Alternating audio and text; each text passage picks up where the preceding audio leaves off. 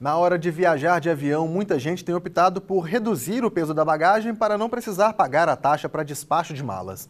A legalidade da cobrança ainda gera dúvidas em muitos consumidores. Acompanhe a entrevista com a advogada Luciana Ateniense, que traz mais esclarecimentos sobre o assunto.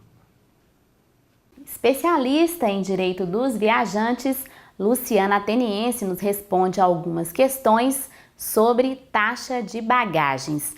Bem, doutora, a Resolução 400 da ANAC instituiu a cobrança do despacho de bagagens. Existe uma taxa única ou cada empresa pode dar o seu preço? Não, há uma liberalidade. Cada empresa pode estipular qual o valor que ela acha necessário cobrar do consumidor.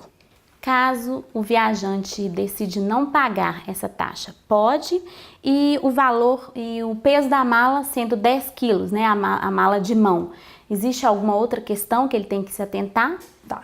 Primeiro, ele tem que pagar. Por quê? Tem uma ação civil pública que está já em segunda instância no Tribunal Federal em Pernambuco em relação a esse tema. Então, ainda não teve esse julgamento ainda, ele tem que pagar. Mesmo que nós, advogados consumeristas, somos contra essa cobrança no momento em que acreditamos que contraria o Código Civil.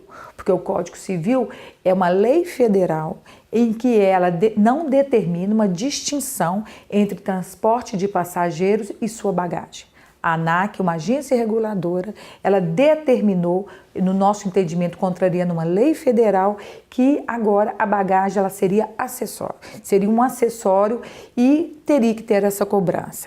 Em relação à bagagem de mão, essa mesma resolução determinou que o consumidor teria direito agora a 10 quilos. Entretanto, esse 10 quilos, as empresas também, cada uma determina uma dimensão desta bagagem. Tem que pesquisar. Tem que pesquisar. Então, ela tem que pesquisar para saber qual que é a dimensão. O que está ocorrendo na prática? Na sala de embarque, muitas vezes o consumidor ele pode estar com a bagagem de 10 quilos, de acordo com a dimensão determinada pela própria companhia aérea, mas ele não consegue levar junto dentro da cabine. Por quê? Porque o BIM, aonde coloca aquelas bagagens, o BIM está lotado. Então, neste momento, o consumidor ele é surpreendido com a exigência da companhia aérea para despachar. A companhia aérea, no momento em que despacha aquela bagagem de mão, não cobra.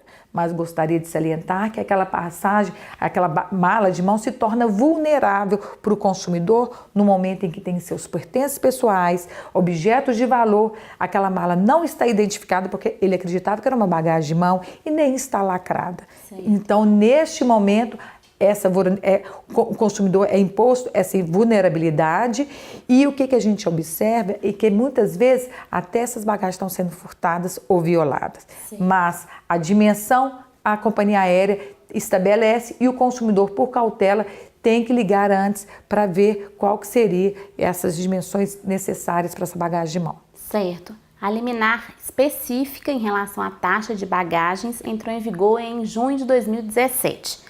A alegação é de que traria benefícios para o consumidor, principalmente em relação ao preço da passagem. Está havendo?